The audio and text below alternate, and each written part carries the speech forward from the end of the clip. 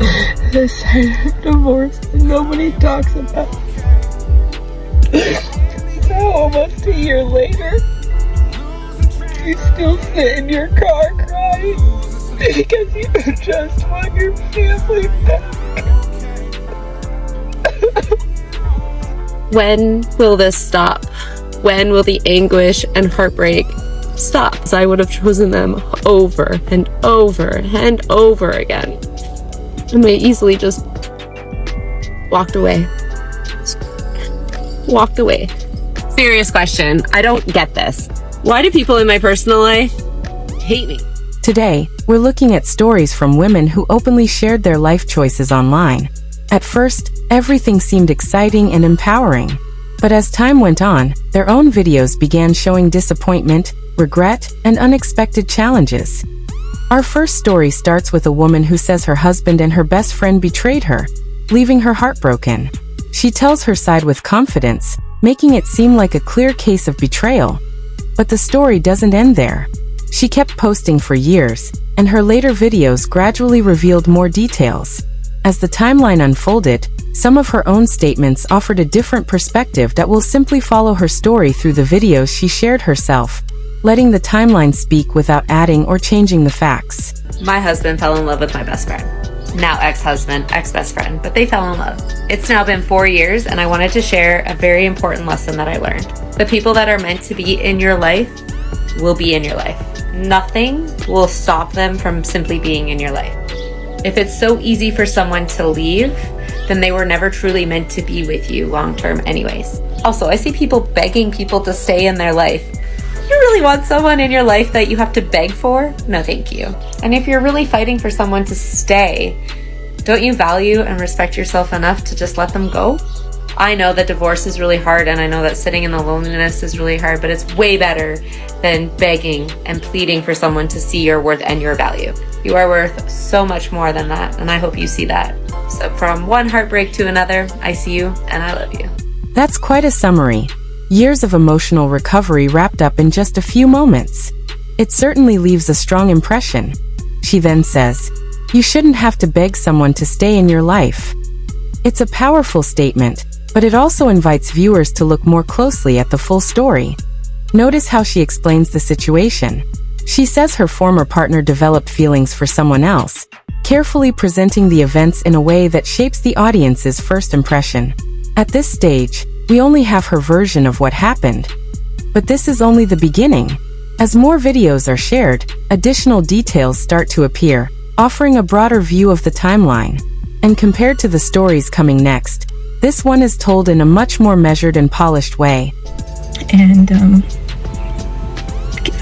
I wasn't prepared for that. I wasn't prepared for feeling that way, even when you're not together. What's the one thing you wish everyone around you knew about getting divorced? Everyone always prepares you that whenever you're going through a divorce, losing your husband or wife, you go through a grieving process, grieving for the loss of your marriage, the loss of your hopes and dreams together.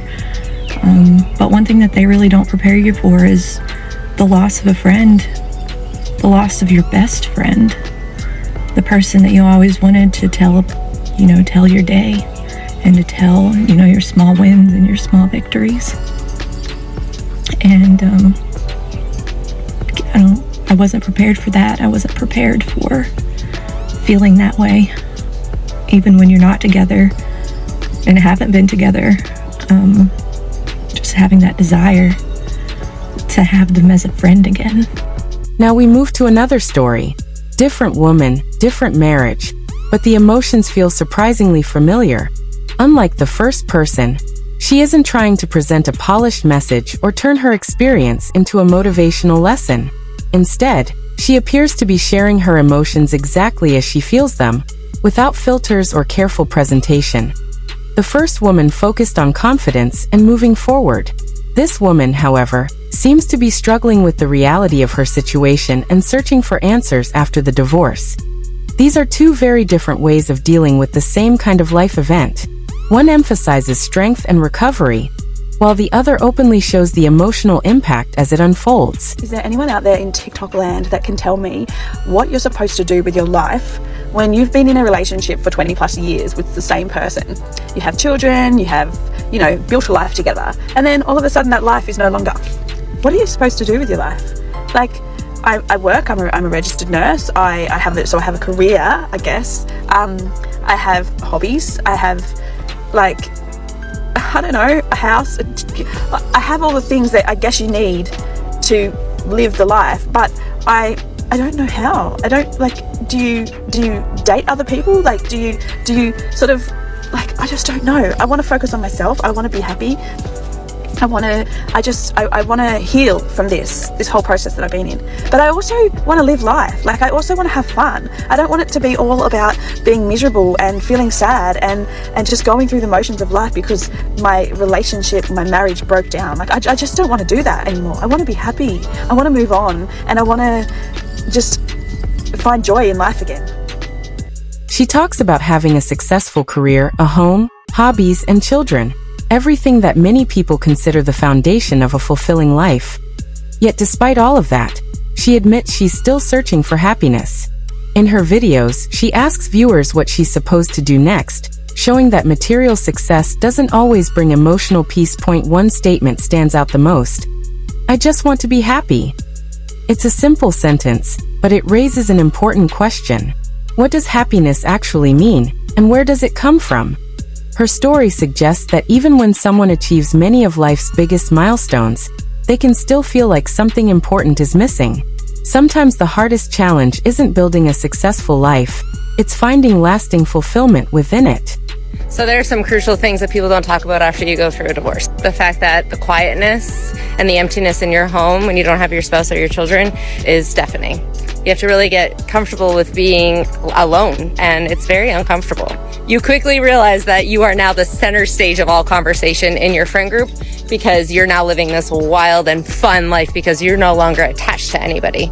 And I don't know about you, but I spent a lot of my time crying and eating pizza and drinking wine in the bathtub. Being single is glamorized in today's society, and people are saying, yes, good for being single, and you should really, really just enjoy it. It's so freeing. When really you lost your purpose because you've been supporting this person for X amount of years and supporting their aspirations and their goals and their dreams and their desires, and you lost yourself along the way. So now it's beautiful. You get to find yourself, but it's hard to sit in that and be like, oh, who the fuck am I? So maybe be a little bit more gentle on the single people in your life. Now we return to the first woman. Earlier, she spoke about self-worth, confidence, and moving forward without looking back. But in a later video, viewers see a very different moment. Instead of the confident message from before, she appears emotional and alone, showing a side that contrasts with her earlier outlook. It highlights how difficult life changes can remain, even after someone says they've moved on. Before ending the video, she encourages people to be kinder to those who are single and dealing with emotional struggles. It's a reminder that behind many online posts, there are real experiences and real emotions that aren't always visible at first glance. As her story continues, the contrast between her earlier statements and later updates becomes a key part of the timeline, giving viewers more context to understand her journey. Some days I love being single. Today is not one of those days. You know what I need? I need a hug. I just need someone to come give me a squeeze. Come give me a squeezy poo. I just want someone to come rub me and just squeeze me, you know? Several years later, the contrast is hard to ignore. Earlier, she confidently said no one should have to beg for love or attention. But her later updates tell a much different story. Looking back at both moments side by side, the difference is striking. The confidence she once projected gradually gave way to emotional struggles that became visible in her own videos. Rather than showing a smooth path toward recovery, her timeline reflects the ups and downs that can follow major life changes. It serves as a reminder that what people express in one moment doesn't always match how they feel as time goes on.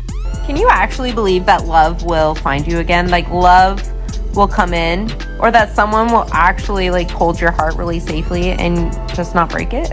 Because my heart's been shattered into a gazillion fucking pieces, and I'm sitting over here like, I want love, but actually, do I really want love? Do I really want that again? I don't know if I want that again.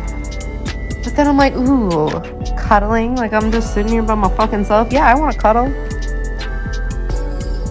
Imagine meeting someone who allows you to believe in love again. Someone who just treats you right. That does sound really nice. And I think we'll know when that person comes in. But for right now, I'm sitting over here like, or I could not get my heart broken. I don't know where you are, but don't break my heart, okay? In her latest update, her emotions seem divided.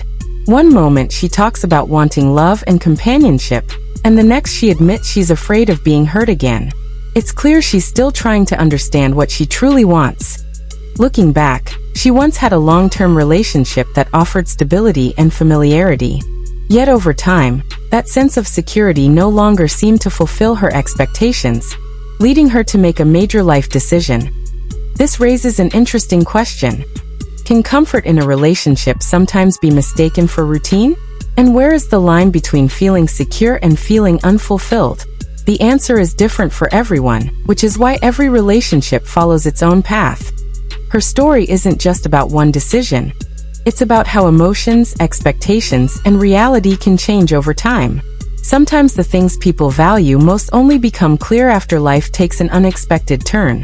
When will this stop? When will the anguish and heartbreak stop?